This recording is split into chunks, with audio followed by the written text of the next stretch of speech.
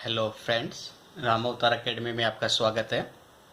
जैसे हमने आपको कल मीन्स कुछ दिन पहले प्रॉमिस किया था कि 12th क्लास के लिए फ़ीस का भी कॉस्ट लेके आएंगे, तो हम आपको अपना वादा पूरा करके दिखा रहे हैं। तो आज से हम अपने 12th के मैथमेटिक्स के साथ साथ फिज़िक्स का कोर्स भी स्टार्ट कर देते हैं। कुछ प्रॉब्लम महसूस हो या कोई कमी रहे तो आप ज़रूर हमें अपनी एडवाइस भेजिए, ताकि हम काफ़ी अच्छे से उसको रिमूव कर सकें। ठीक है। तो दूसरा, इंट्रोडक्शन देने की ज़रूरत नहीं होगी शायद से मुझे। मेरा नाम बंटू गुप्ता है।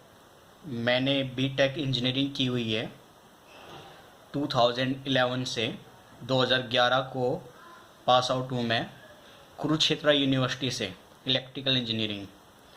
उसके बाद मैंने 3 साल तक प्राइवेट फील्ड में जिंदल एल्यूमिनियम लिमिटेड, आपने सुना होगा, बेंगलोर, उसमें जॉब की हुई है। फिर उसके बाद मैं कॉन्ट्रैक्ट बेस पे भारत इलेक्ट्रॉनिक्स लिमिटेड में, जहाँ पे हमारे ये इलेक्ट्रॉनिक्स आइटम बनते हैं, वोटिंग की आपकी जो मशीन है उसके मैन्युफैक्चरिंग प्लांट्स में मैंने काम किया हुआ है। फिर उसके बाद 1.5 साल तक मैंने प्रोजेक्ट में भी काम किया है। लेकिन मेरा इंटरेस्ट एजुकेशन लाइन में होने की वजह से मैं इस फील्ड में 2.5-3 साल से, सॉरी 2.5 साल नहीं, एक्चुअल में 3.5 साल हो गए हैं। 3.5 साल से मैं इस फील्ड में हूँ और अब तक मैंने लगभग अप्रोक्स 500 स्टूडेंट्स को पढ़ाया हुआ है। तो ये मेरा बेसिक इंट्रोडक्शन था। फिर भी मैं अपनी तरफ से बेटर आपको मटेरियल प्रोवाइड करूँगा। कोई मिस्टेक हो जाए तो ज़रूर बताइएगा, उसको रेक्टिफाई हम ज़रूर करेंगे। ठीक है। तो ज़्यादा समय वेस्ट ना करते हुए आज हम थोड़ा सा हल्का सा ब्रीफ इंट्रोडक्शन देख लेते हैं। तो हमारा जो टॉपिक है वो क्लास 12th के लिए फिजिक्स का फर्स्ट टॉपिक है electric charge and field. Electric charge and field. ठीक है। दूसरा बेटा, हम नोट्स के ऊपर ध्यान नहीं देंगे यहाँ पे, क्योंकि सिलेबस काफ़ी वाइड है। अगर नोट्स पे चले गए तो ना तो हम अच्छे से समझा पाएंगे और ना ही अपना सिलेबस कवर कर पाएंगे। तो नोट्स के लिए अगर आपको रिक्वायरमेंट हो तो आप हमें 8397047104 पर अपना नाम, ठीक है, और अपनी लोकेशंस, आप कहाँ से हैं, हमें व्हाट्सअप कर दीजिए। हम आपको फिजिक्स के और मैथमेटिक्स के जो भी नोट्स हैं वो प्रोवाइड करा देंगे। या तो हम आपको अपना एक टेलीग्राम का लिंक भेज देंगे, या पॉसिबल हुआ तो हम आपको व्हाट्सएप पे सीधी फाइल ट्रांसफ़र कर देंगे। ठीक है। जैसा भी होगा आपके लिए हम 24 आवर्स हाजिर है। तो चलिए, हमारा इलेक्ट्रिक चार्ज एंड फील्ड में जो सबसे पहला टॉपिक आता है वो आता है फ्रिक्शनल इलेक्ट्रिसिटी का। फ्रिक्शनल इलेक्ट्रिसिटी, ये चीज़ आप काफ़ी सालों से पढ़ते हुए आ रहे हैं कि फ्रिक्शनल इलेक्ट्रिसिटी का मतलब होता है कि कोई भी दो पार्टिकल को आप रब कराते हैं, उससे जो चार्ज पार्टिकल्स क्रिएट होंगे या ट्रांसफ़र होंगे, उनकी वजह से फोर्स ऑफ अट्रैक्शन या रिपल्सन महसूस होता है। वही फ्रिक्शनल इलेक्ट्रिसिटी कहलाता है। ठीक है। तो बेसिकली अगर आपको एग्जांपल में हम दें तो आपने पढ़ा भी हुआ है ग्लास रोड और सिल्क क्लॉथ का। ठीक है, कि ग्लास रोड को आप रब कराते हैं सिल्क क्लॉथ से, ये कोई सिल्क क्लॉथ है आपका, उसे रब कराते हैं तो ग्लास रोड पे पॉजिटिव चार्ज पार्टिकल्स आ जाते हैं और सिल्क क्लॉथ पे नेगेटिव चार्ज। और अब हम ग्लास रोड से चेक करना चाहें तो कुछ पेपर है आपके, छोटे छोटे पार्टिकल हैं या स्ट्रॉ है, इनको अट्रैक्ट करना शुरू कर देगा। या ऐसे ही आप ड्राई हेयर्स में कॉम को पास कराओ, अब आप उससे कोई स्ट्रॉ को उठाओगे तो वो अट्रैक्ट होने शुरू हो जाते हैं। तो ये जो रबिंग एक्शन की वजह से जो पार्टिकल्स, चार्ज पार्टिकल्स क्रिएट हुए हैं और उनसे जो फोर्स ऑफ इन्फ्लुएंस महसूस हो रहा है, वही नॉर्मली फ्रिक्शनल इलेक्ट्रिसिटी कहलाता है। ठीक है। अब यहाँ पे बात आती है कि इलेक्ट्रिसिटी का मतलब क्या है। तो ये रब्ड सब्सटेंस की एक प्रॉपर्टी है जो अट्रैक्ट करने का काम करती है। तो इलेक्ट्रिसिटी में नॉर्मली जो छोटी छोटी चीज़ें हैं वो डेफिनेशन में बता देता हूँ आपको, जहाँ पे ज़रूरत होगी हम वहाँ पे डेफिनेशन लिखेंगे, अदरवाइज उसको हम स्किप करते हुए चलेंगे। तो क्या हो जाएगी, property of rubbed substances, property of rubbed substances due to which they attract light objects, जो हल्के ऑब्जेक्ट हैं उनको अट्रैक्ट करता है, उसी को हम बेसिकली क्या बोलते हैं बेटा, इलेक्ट्रिसिटी। ठीक है। और जो अट्रैक्शन की प्रॉपर्टी रख रहा है, जैसे यहाँ पे ग्लास रोड स्ट्रॉ को अट्रैक्ट कर रहा है, तो ग्लास रोड के ऊपर जो चार्ज क्रिएट हुआ है रब होने के बाद, तो इस ग्लास रोड को हम क्या बोलेंगे, इलेक्ट्रीफाइड। ठीक है, यानी ये ग्लास रोड इलेक्ट्रीफाइड हो गया है, इसके ऊपर चार्ज पार्टिकल्स क्रिएट हो गए हैं, इसलिए वो स्ट्रॉ को अट्रैक्ट कर रहा है, तो ग्लास रोड यहाँ पे क्या हो गया है, इलेक्ट्रीफाइड हो गया है। ठीक है। और ये फ्रिक्शन की वजह से जो आपके चार्ज पार्टिकल्स क्रिएट हुए हैं और अट्रैक्शन प्रॉपर्टी आ रही है, इसी को नॉर्मली हम नाम देते हैं फ्रिक्शनल इलेक्ट्रिसिटी या स्टैटिक इलेक्ट्रिसिटी। ठीक है। तो ये छोटा सा कंसेप्ट था फ्रिक्शनल इलेक्ट्रिसिटी का। अब हम अगर ओरिजिन की बात करें कि भाई ये इलेक्ट्रिसिटी, इलेक्ट्रिक करंट, ये सब चीज़ें जो चार्ज वगैरह हैं, ये आई कहाँ से, ये सब चीज़ें, तो ओरिजिन की अगर हम बात करें तो 600 BC बिफोर क्राइस्ट। ठीक है। इस टाइम पर एक रिसर्चर तो होता था जिनका नाम था थेल्स ऑफ माइलेटस। ठीक है। ये ग्रीक साइंटिस्ट था, ये जो रिसर्चर थे ये ग्रीक साइंस से रिलेशन रखते थे। इन्होंने चेक किया कि एम्बर एक अट्रैक्शन प्रॉपर्टी रखता है। ठीक है, एम्बर अट्रैक्शन प्रॉपर्टी रखता है। और एम्बर क्या है, अगर आज के टाइम पे हम अगर बात करें तो ये एक रेक्जिन्स होता है, गम लाइक स्ट्रक्चर होती है, जो बैल्टिक सी के सोर्स में पाई जाती है। ठीक है। आजकल एम्बर जो है वो बैल्टिक सी, ठीक है, के सोर्स पे पाई जाती है एम्बर, और गम लाइक स्ट्रक्चर होता है, ये बिल्कुल गोंद जैसा होता है। ठीक है। तो हम बात कर रहे थे कि 600 BC में थेल्स ऑफ माइलेटस थे, उन्होंने चेक किया कि एम्बर रब होने पर स्ट्रा को या छोटे पार्टिकल्स को अट्रैक्ट करता है। तो ये प्रॉपर्टी उसने कहीं पे डिफाइन कर दी, ऐसे डेफिनेशन टाइप में लिख दी, मतलब इसके बारे में उसने इंट्रोडक्शन दे दिया हल्का सा कि भाई एम्बर है, इसको आप किसी से रब कराओगे तो छोटे पार्टिकल को अट्रैक्ट करेगा। उसके बाद 1600 AD में, 600 AD में एक साइंटिस्ट थे जिनका नाम था विलियम गिलबर्ट।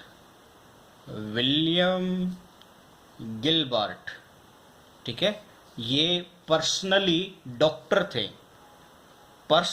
डॉक्टर थे किनके, इंग्लैंड की महारानी एलिजाबेथ फर्स्ट, जो क्वीन है एलिजाबेथ फर्स्ट, इंग्लैंड की महारानी जो थी, उनके पर्सनल डॉक्टर थे विलियम गिलबर्ट। अब विलियम गिलबर्ट ने एम्बर के बारे में सुना और उसने कुछ ऐसे पार्टिकल डेवलप करने की कोशिश की जो अट्रैक्शन प्रॉपर्टी रखते हैं। और ये पार्टिकल डेवलप करने के बाद उसने अपनी एक बुक छापी या बुक लिखी जिसको उसने नाम दिया दी मैग्नेटा, मतलब ऑन दी मैग्नेट के बारे में या मैग्नेट के ऊपर। उसमें इस साइंटिस्ट ने अपनी इस बुक में एम्बर के टाइप के जो मटेरियल बनाए थे, एम्बर मटेरियल जो बनाए थे कि भाई एम्बर की जो प्रॉपर्टी रखते थे उस टाइप के जो मटेरियल बनाए थे, उन सब को उसने एक नाम दे दिया और वो नाम था इलेक्ट्रॉन, ELEKTRON। ठीक है, इस इलेक्ट्रॉन को नाम दे दिया। अब ये इलेक्ट्रॉन ही ओरिजिन है, इसी से ही ओरिजिन हुए आपके काफ़ी वर्ड जो आज के टाइम पर फेमस है, इलेक्ट्रिसिटी के नाम से, इलेक्ट्रिक फोर्स के नाम से, इलेक्ट्रिक चार्ज के नाम से, और जो सबसे लोकप्रिय है इलेक्ट्रॉन के बारे में। ठीक है। तो ये छोटा सा इसका एक ब्रीफ इंट्रोडक्शन था कि फ्रिक्शनल इलेक्ट्रिसिटी क्या होती है, चार्ज कहाँ से आया है, ये जस्ट नॉर्मल उसके बारे में है। अब हम हल्का सा एक और ओवरव्यू ले लेते हैं इलेक्ट्रिक चार्ज के लिए। तो इलेक्ट्रिक चार्ज आपका क्या हो जाएगा, इलेक्ट्रिक चार्ज। ठीक है, इलेक्ट्रिक चार्ज क्या हो जाएगा, वही जो अट्रैक्शन प्रॉपर्टी रखता है। तो it is an intrinsic property, electric charge is an intrinsic property, यानी ये किसी भी मेटेरियल की अपनी खुद की प्रॉपर्टी है of elementary particles, of elementary particles. Elementary particles में आपके इलेक्ट्रॉन, प्रोटॉन, न्यूट्रॉन वगैरह आते हैं, ठीक है। ऐसे पार्टिकल जिनके आप और भी टुकड़े कर सकते हैं वो एलिमेंट्री पार्टिकल्स में आएंगे। तो elementary particles of matter which gives rise to electric force between various objects, ठीक है। जो अट्रैक्शन प्रॉपर्टी क्रिएट करता है डिफरेंट ऑब्जेक्ट्स के बीच में, उसी को हम इलेक्ट्रिक चार्ज बोलते हैं। अब इलेक्ट्रिक चार्ज की अगर जब बात आती है तो इलेक्ट्रॉन प्रोटॉन का जिक्र जरूर होगा, ठीक है। तो इलेक्ट्रॉन्स के ऊपर हम पॉजिटिव ई से दिखाएंगे चार्ज की वैल्यू, और प्रोटॉन के ऊपर पॉजिटिव प्लस ई से दिखाएंगे, और इलेक्ट्रॉन के ऊपर माइनस ई से दिखाएंगे। और जो वैल्यू है ई की वो आपकी 1.6 इंटू 10⁻⁻19 कूलम रहेगी, ठीक है। तो ये आपकी चार्ज के बारे में है, जस्ट नॉर्मल सा। अब इसके बाद आपका एक और टॉपिक आता है स्टैटिक चार्ज। या स्टैटिक चार्ज के लिए जो हम बेसिकली कंसेप्ट पढ़ते हैं वो है इलेक्ट्रोस्टैटिक्स। तो इलेक्ट्रोस्टैटिक्स और कुछ भी नहीं है, study of the electric charge है एट रेस्ट। जब चार्ज रेस्ट पर हो तो उसकी स्टडी। तो हम यहाँ पे लिखेंगे study of charge when it is at rest, ठीक है। जब वो रेस्ट पर हो तो उसकी स्टडी क्या कहलाती है, इलेक्ट्रिक या इलेक्ट्रोस्टैटिक्स। तो इलेक्ट्रोस्टैटिक्स की जो एप्लीकेशन है आज के टाइम पे, हम कौन कौन सी एप्लीकेशन में इनका इस्तेमाल करते हैं, तो वो काफ़ी इम्पोर्टेंस रखती है। तो आपको पता है लाउड स्पीकर में भी हम इनका यूज़ करते हैं। दूसरा स्प्रेइंग में, ठीक है, इलेक्ट्रोस्टैटिक स्प्रेइंग या पेंट्स। आजकल आपने सुना होगा नेरोलैक्स वगैरह एक मशीन लेकर आते हैं और ये अपने पेंट्स करने के लिए स्प्रे का यूज़ करते हैं, तो वो इलेक्ट्रोस्टैटिक्स टाइप की ही प्रॉपर्टी पे डिपेंड होता है। और एक अगर हम एग्जांपल लें तो आपकी जो जीरोक्स मशीन होती है, कॉपी वाली मशीन, तो जीरोक्स मशीन भी इसी प्रिंसिपल पे काम करती है। दूसरा अगर आप एग्जांपल लो तो कैथोड रे ट्यूब जो होती है टीवी की, वो भी इसी बेसिक प्रिंसिपल पे वर्क करती है, ठीक है। तो ये नॉर्मली छोटा सा कंसेप्ट था। फिर अगर हम बात करें काइंड्स ऑफ चार्ज के बारे में, तो 2 काइंड्स ऑफ चार्जेस होते हैं बेटा। 2 काइंड्स ऑफ चार्जेस, 2 काइंड के चार्ज होते हैं। एक आपको पता है पॉजिटिव चार्ज होता है, दूसरा नेगेटिव चार्ज होता है। और साथ ही आपको पता है लाइक चार्ज हमेशा क्या करेंगे, रिपेल करेंगे, ठीक है। और अनलाइक चार्ज क्या करेंगे, हमेशा अट्रैक्ट करेंगे, ठीक है। लाइक का मतलब पॉजिटिव चार्ज को रिपेल करता है, नेगेटिव को रिपेल करता है। अनलाइक मीन्स पॉजिटिव और नेगेटिव एक दूसरे को अट्रैक्ट करते हैं। तो ये कुछ काइंड्स ऑफ चार्जेस में है। अब अगर प्रॉपर्टी, एक ऐसी प्रॉपर्टी जो दोनों चार्ज के बारे में डिस्टिंग्विश करे, उनके बीच में डिफरेंस को बताए, उस प्रॉपर्टी को हम बोलते हैं polarity of charges. Polarity of charge, ठीक है। यानी एक यही प्रॉपर्टी है जो चार्ज को डिफाइन करती है, उनके बीच में डिस्टिंग्विश करती है कि वो पॉजिटिव चार्ज है या नेगेटिव चार्ज है। तो वो कौन सी प्रॉपर्टी पे डिपेंड करता है, पोलैरिटी ऑफ चार्ज के ऊपर, ठीक है। ये कुछ नॉर्मल सा पॉइंट था। अब आपने शायद से कभी नहीं सुना हो आज से पहले, लेकिन कुछ कंपटीशन एग्ज़ाम में ऑल टाइम पर, यानी 2011-13 के आसपास, वहाँ पे 1-2 वर्ड का यूज़ किया जाता था और उनके बारे में पूछा भी जाता था। तो हम उसको हल्का सा डिस्कस कर लेते हैं, यहाँ पे डिटेल में नहीं जाएंगे। तो जैसे कि आपसे ये पूछा जाता है कि विट्रस और रेजिनस चार्ज क्या होते हैं, ठीक है। तो मैं नॉर्मली क्वेश्चन बना के बना देता हूँ ये point. What are vitreous and resinous charges, ये पूछते हैं आपसे, पहले पूछते थे मतलब, तो आपको मालूम होना चाहिए इसके बारे में। अगर आजकल नहीं पूछते तो ये जरूरी नहीं कि आपको नहीं हो।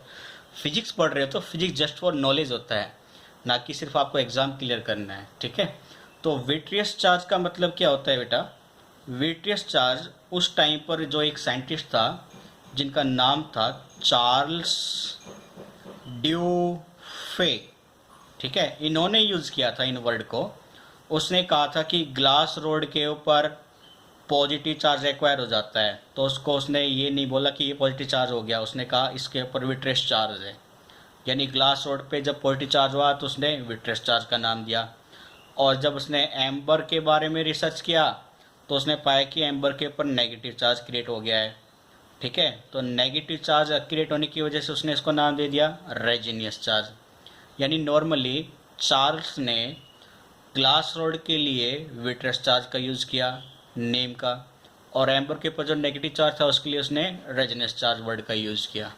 और इनमें कुछ काफ़ी ज़्यादा डिफरेंस नहीं है, लेकिन ये प्रॉपर्टी समय के साथ साथ काम में नहीं आती है, ये गलत साबित हो गई। इसके पीछे रीज़न क्या है? तो उसके पीछे बेसिकली रीज़न है कि ग्लास रोड को अगर आप रब कराओ, किससे? सिल्क क्लॉथ से, सिल्क क्लॉथ, तो ग्लास रोड पे पॉजिटिव चार्ज एक्वायर हो जाएगा और सिल्क क्लॉथ पे नेगेटिव चार्ज। लेकिन बट अगर ग्लास रोड को आप रब कराओ फ्लैनेल से, ठीक है, फ्लैनेल से, तो ग्लास रोड पे नेगेटिव चार्ज एक्वायर हो जाएगा और फ्लैनेल पे पॉजिटिव चार्ज। इसका मतलब ये ज़रूरी नहीं है कि ग्लास रोड पे हमेशा पॉजिटिव चार्ज ही एक्वायर हो, वो नेगेटिव चार्ज पे भी एक्वायर कर सकता है। यानी वो डिपेंड करता है वो किस टाइप के मटेरियल से रब किया गया है, ठीक है, ये उस प्रॉपर्टी पे डिपेंड करेगा, ठीक है बेटा। तो ये कुछ पॉइंट्स थे। अब मैं आपको कुछ 2-3 पॉइंट नोट करा देता हूँ जो एग्जाम वो पॉइंट व्यू से काफ़ी इंपॉर्टेंट है। कंपटीशन एग्जाम में इसके बारे में क्वेश्चन बनते हैं कि इसको से रब कराओगे तो उस पर कौन सा चार्ज क्रिएट होगा, इस पर कौन सा होगा, ठीक है। तो ये कॉलम प्रॉपर्टी करा के बना देता हूँ मैं। हमने यहाँ पे लिख लिया पॉजिटिव चार्ज और यहाँ पे लिख लिया नेगेटिव चार्ज, ठीक है। तो पॉजिटिव चार्ज मैं यहाँ पे लिखूँगा कि ग्लास रोड को अगर आप रब कराओगे सिल्क क्लॉथ से तो ग्लास रोड पे पॉजिटिव चार्ज एक्वायर हो जाएगा, सिल्क क्लॉथ पे नेगेटिव चार्ज एक्वायर हो जाएगा। दूसरा फ्लैनल, ठीक है, फ्लैनल में आप कंफ्यूज मत होना, या आप ये कैट स्किन करके भी लिख सकते हैं, फ्लैनल या कैट स्किन, जो बिल्ली की खाल होती है वो चीज़।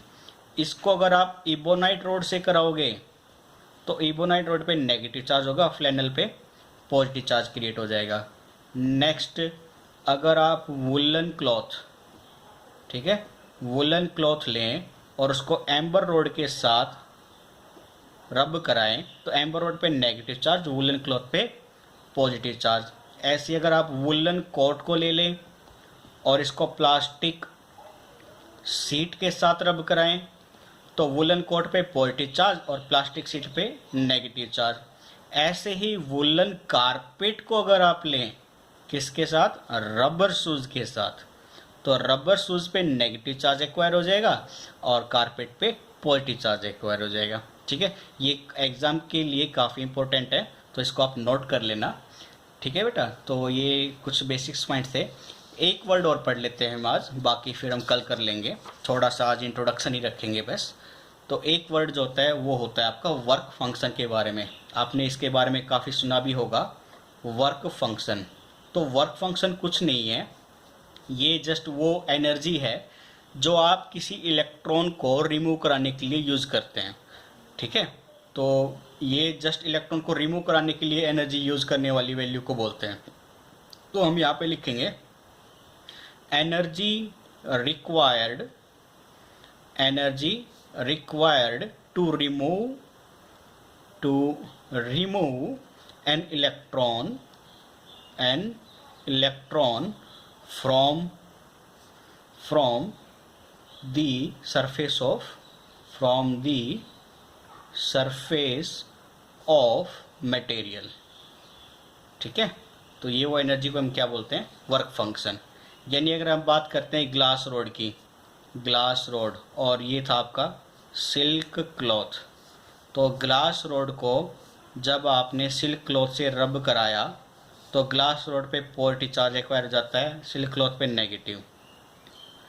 अब पॉजिटिव नेगेटिव का मतलब ये है कि आपने सुना होगा कि एटम का न्यूक्लियस होता है, न्यूक्लियस में प्रोटॉन और न्यूट्रॉन मौजूद होते हैं। यानी न्यूक्लियस में से प्रोटॉन को निकालना बहुत बड़ी बात होती है, यानी उसके लिए आपको ह्यूज अमाउंट में एनर्जी चाहिए जो इजीली अवेलेबल नहीं होती है। तो इलेक्ट्रॉन जो ऑर्बिट में मूव करते हैं उनको रिमूव करना आसान होता है। तो जब आप ग्लास रोड को रब करा रहे हैं ना सिल्क क्लॉथ से, तो पॉजिटिव चार्ज एक्वायर होने का मतलब है कि ग्लास रोड पे इनिशियली न्यूट्रल था। न्यूट्रल का मतलब है कि प्रोटॉन और इलेक्ट्रॉन की संख्या बराबर थी। अब इलेक्ट्रॉन यहाँ से ट्रांसफ़र हो गए हैं इस पे। अब इलेक्ट्रॉन ट्रांसफ़र होने की वजह से यहाँ पे पॉजिटिव चार्ज की एक्वायर की प्रॉपर्टी ज़्यादा है, यानी नंबर ऑफ़ प्रोटॉन्स ज़्यादा हो गए, इस पे नंबर ऑफ़ इलेक्ट्रॉन्स ज़्यादा हो गए हैं। ठीक है, तो अब ये इलेक्ट्रॉन्स ईजिली यहाँ से यहाँ ट्रांसफ़र हुए हैं ग्लास रोड से सिल्क क्लॉथ, तो मैं बोलूँगा कि ग्लास रोड का जो वर्क फंक्शन है वो मिनिमम है। ठीक है, तो हम क्या बोलेंगे, ग्लास रोड का वर्क फंक्शन मिनिमम है, इसलिए इसके इलेक्ट्रॉन ईजिली ट्रांसफ़र हो गए हैं सिल्क क्लॉथ पे। ठीक है बेटा। सेकंड थिंग, जो दूसरी सबसे बड़ी बात है कि जो चार्ज क्रिएशन होता है पॉजिटिव नेगेटिव, वो प्रोटॉन की वजह से नहीं, सिर्फ और सिर्फ इलेक्ट्रॉन के ट्रांसफ़र होने से ही होते हैं। रोड से क्लॉथ पे इलेक्ट्रॉन ट्रांसफ़र हुए हैं तो वहाँ पे इलेक्ट्रॉन की डेफिशिएंसी हो गई और एफिशिएंसी हो गई प्रोटॉन की, इसलिए पॉजिटिव चार्ज एक्वायर हो गया। यहाँ पे डेफिशिएंसी हो गई प्रोटॉन की, एफिशिएंसी हो गई इलेक्ट्रॉन की, इसलिए यहाँ पे नेगेटिव चार्ज क्रिएट हो गया। ठीक है। दूसरा, अगर हम ऑल ओवर देखें, ऑल ओवर अगर हम बात करें तो ऑब्जेक्ट अगर ऐसे है तो अभी भी ऑब्जेक्ट क्या है, न्यूट्रल, क्योंकि टोटल इलेक्ट्रॉन और टोटल प्रोटॉन की संख्या अभी क्या रहेंगी, बराबर ही रहेंगी। ठीक है, इसका एग्जांपल हम ऐसे लेते हैं, चलिए आपको थोड़ी बहुत कन्फ्यूजन है तो इसको ऐसे देख लीजिए। मान लीजिए एक ऑब्जेक्ट 1 है, इस पे प्रोटॉन है 20 और इलेक्ट्रॉन भी है 20। ये दूसरा ऑब्जेक्ट है, इस पे प्रोटॉन है 5, इलेक्ट्रॉन है 5, दोनों भी न्यूट्रल है। आपने यहाँ से इलेक्ट्रॉन ट्रांसफ़र करा दिए, तो अब ये ऑब्जेक्ट हो गया 20 इलेक्ट्रॉन पर और 20 प्रोटॉन पर 15 इलेक्ट्रॉन हो गए। इस पर अब प्रोटॉन की संख्या तो वही 5 है, लेकिन इलेक्ट्रॉन 5 थे और 5 इलेक्ट्रॉन और ट्रांसफ़र हो गए, तो टोटल इलेक्ट्रॉन हो गए 10। अब इस पे प्रोटॉन की संख्या ज़्यादा होने की वजह से सरफेस पे पॉजिटिव चार्ज एक्वायर हो जाएगा, इस पे इलेक्ट्रॉन की संख्या ज़्यादा होने से सरफेस पर नेगेटिव चार्ज एक्वायर हो जाएगा। तो चार्ज का ट्रांसफ़र होना सिर्फ इलेक्ट्रॉन के ऊपर डिपेंड करता है।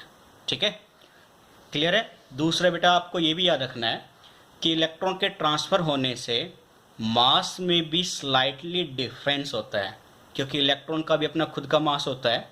तो जब इलेक्ट्रॉन यहाँ से यहाँ ट्रांसफ़र हो रहे हैं तो इसका मास स्लाइटली डिक्रीज़ हो जाता है इसके मास से। ठीक है, स्लाइटली, तो मास में डिफरेंस आएगा। पहले कुछ मास और था, अब थोड़ा सा कम हो गया है। उसमें मास पहले कम था, अब थोड़ा सा ज़्यादा हो गया, क्योंकि इसने अब इलेक्ट्रॉन्स की संख्या को ज़्यादा अपने पास रखा हुआ है। ठीक है, तो ये कुछ पॉइंट्स थे आपके जो आपको काफ़ी इम्पोर्टेंट है, याद रखने हैं। और हम अगर बात करें कुछ नेक्स्ट टॉपिक पे, तो वो कुछ और जो छोटी छोटी चीज़ें हैं, electrostatic inductions, conductors, insulators, gold leaf, electroscope, और जो बेसिक आगे पॉइंट्स आएंगे कूलम्ब्स लॉ वगैरह और उनके ऊपर न्यूमेरिकल, वो हम अब कल से कंटिन्यूस धीरे धीरे अपना टाइम पीरियड बढ़ा देंगे। और जैसे आपकी रिक्वेस्ट भी होगी तो उसके लिए नोट्स भी हम आपको प्रोवाइड करा देंगे, जैसे कि हमने आपको नंबर भी दे दिया गया है। ठीक है, तो आज की वीडियो को हम इतना ही रखेंगे। फर्स्ट डे है तो ज़्यादा हम आगे तक नहीं बढ़ेंगे, ताकि ज़्यादा से ज़्यादा बच्चे जुड़ जाए, तो वो हमारे कोर्स को कम्प्लीटली स्पीड दे दी जाएगी। ठीक है बेटा, तो आज के लिए हम इतना ही करेंगे। यहाँ तक कोई डाउट हो तो कमेंट बॉक्स में ज़रूर डालिए। और ये आपका ही चैनल है, हमारा चैनल नहीं है, तो आपको ही इसके ऊपर ज़्यादा से ज़्यादा ध्यान देना होगा, क्योंकि आप अगर इसको ज़्यादा से ज़्यादा सब्सक्राइब करवाएंगे, फ्रेंड्स को बोलेंगे, थोड़ा सा केयर करेंगे, तो आप लोगों के लिए बेनिफिशियल है। हमें सिर्फ आप लोगों का साथ चाहिए और कुछ नहीं चाहिए आप लोगों से। आपकी जो रिक्वायरमेंट होगी वो ज़रूर पूरी की जाएगी। एग्ज़ाम ओरिएंटेड ही मटेरियल आपको प्रोवाइड कराया जाएगा, उसमें आपके साथ कोई समझौता नहीं करेंगे हम। ठीक है, तो वीडियो को ज़्यादा लंबी ना खींचते हुए आपसे यहीं पे विदाई लेते हैं आज के लिए। तो वीडियो को लाइक कीजिए, सब्सक्राइब कीजिए हमारे चैनल को और ज़्यादा से ज़्यादा शेयर कीजिए। ठीक है, तब तक कल तक चिल मारिए। Okay friends, bye bye, take care.